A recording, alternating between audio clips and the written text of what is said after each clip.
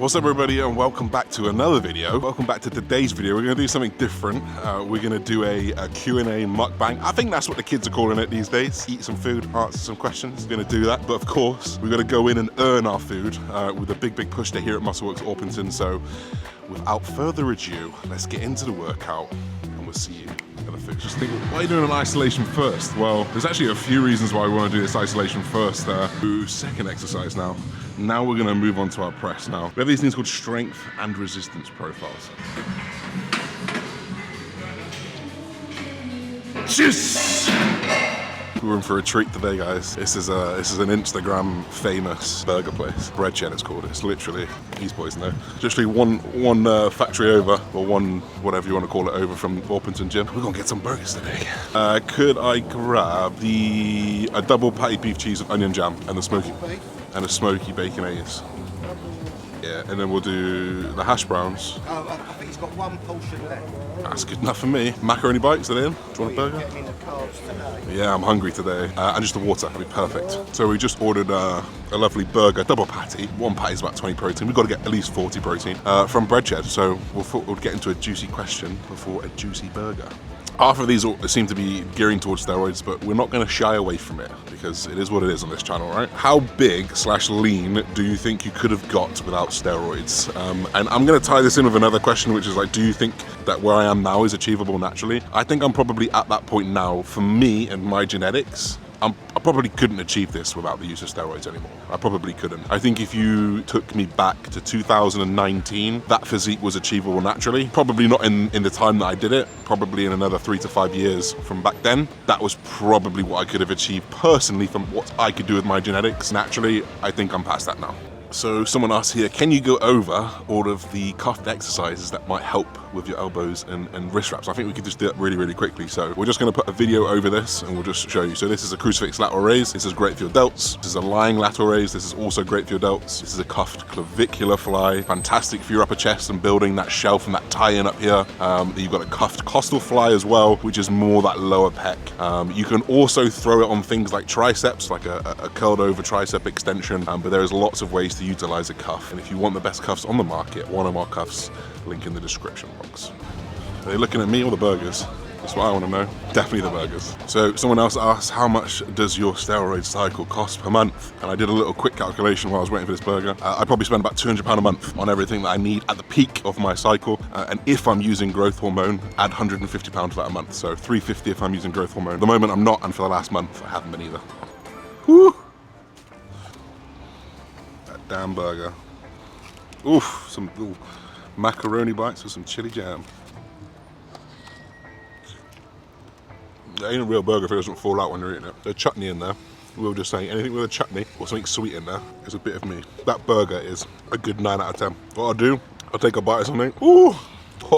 Give my opinion, we'll do a question. So this guy asks, if the judges know you from social media, i.e. the judges from a bodybuilding competition, does that play into your favor or not? I don't truly know the answer to that question, but I'm gonna go ahead and say it doesn't matter, because I've seen guys with 1 million followers get absolutely buckled and make a big hissy fit about it. I'm not gonna name the names. And I've also seen people who have 0 followers get a pro card. So you'd like to think there's nothing that plays a part, but human psychology tells me if I'm a judge and I know this guy's got 1 million followers and I see him walk out on stage, I'm probably gonna look at him and go, oh yeah, there's that guy. And whether that counts for something, I don't know, but maybe it does. Macaroni bite going in.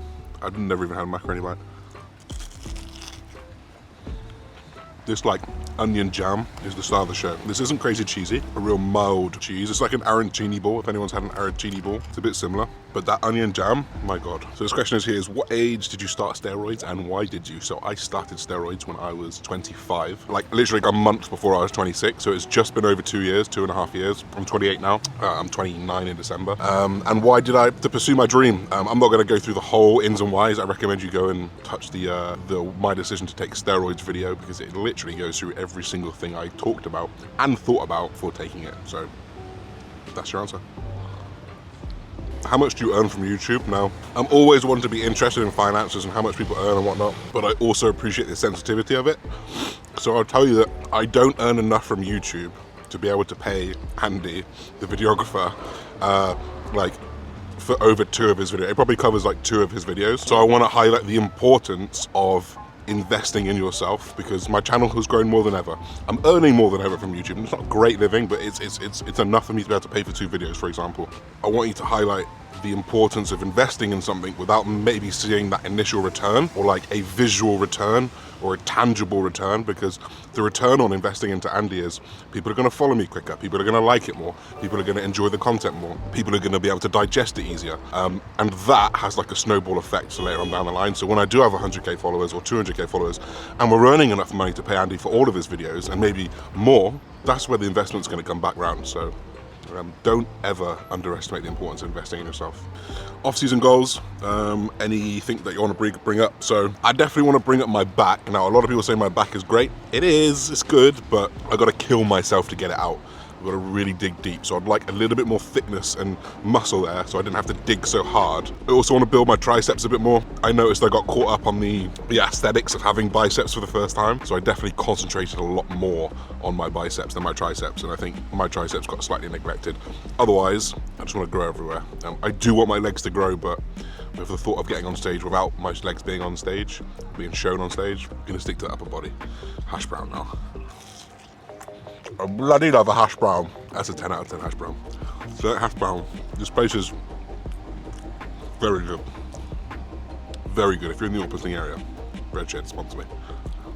So what would be the lowest to go in terms of calories? So this is massively going to be relative. Someone who is 300 pounds with a lot of muscle is going to be eating a lot more than someone who is 150 pounds with not a lot of muscle. So it's going to be very, very unique. I would never put a lowest on it, but there'll be a point which is just too low for you. So for me, someone who's naturally 100, like, I'm not saying I'm never going to go there. I'm not saying I'm never going to go below 2,000 calories, but I'd generally like to see someone my size using anabolics not go below 2,000. So you can imagine if someone's smaller than me, maybe they're 85 kilos and they're pretty lean, but they're trying to get stage lean, I wouldn't see the issue in pushing you to 1,500 calories maybe. Should you be there for long? Absolutely not. Bodybuilding is an extreme sport and you're pushing yourself to an extreme position. No fit, healthy male should really be going below 1,500 calories for a very long time, unless you're doing something very extreme like bodybuilding. For girls, gonna move that a little bit further, 1,200, 1,000 calories. Like, I've seen bikini girls finish on it. Is that the best place they should be? No. Will they affect their hormones? Maybe, but that's bodybuilding. It's an extreme sport, so I definitely wouldn't want to see your calories go too low below those for short periods of time. Would you rather be men's physique Mr. O or classic Mr. O? This is a hard question. You know why? The goal, actually, genuinely, believe from the bottom of my heart, was men's physique pro, so men's physique Olympia. So I'm like, I should do that. But if you take it like face value, men's physique win $20,000, classic wins 40. I'd rather double the money and still have the same, if not more, respect, because a lot of people don't respect men's physique. So I'd probably prefer classic, but my true like heart of heart goal, because I know that scenario is not real, is probably men's physique. I wonder if I could do both. Imagine winning like men's physique Mr. Olympia and then taking a year out or 2 years out and then winning. I'd be like the first person to do that. That'd be cool. There was that guy who played for England. He played football for England and cricket for England. That's pretty cool. Imagine being both Mr. Olympias. Sick. It's a good goal.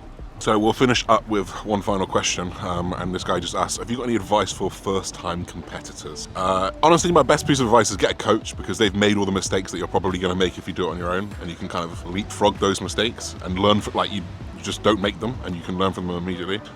My second piece of advice is give yourself enough time, get truly shredded, because I think that is the hard part. People can get lean and get on stage and look all right, but getting to that competition standard leanness is the hard part. For your first time, you should do that to know if you can do that again and again and again and again. I mean, unless you're just trying it just for fun, okay. But if you're trying it to like, oh, maybe I'm gonna do this as a career, give yourself enough time to get truly shredded. Learn, don't be afraid to ask questions, and if you can, get a coach, but I appreciate not everyone can afford it. And we'll finish off on a rating actually. Breadshed, absolutely fantastic. The burger was like a 9, the hash browns were a 9, and the macaroni bites were like a 7. We're gonna round you off at like an 8.5. For me, anything below an 8 is good, but from 8 and above is great, and it gets exponentially better. So an 8.5 is like really fucking good. 9 is really close to being unheard of, and 9.5s have probably happened once in my lifetime. It's like an exponential scale. So Breadshed, fantastic. I hope you guys enjoyed this type of video, something completely different. It might be shit, who knows? But we'll see you soon, guys. Peace and love. Bye-bye.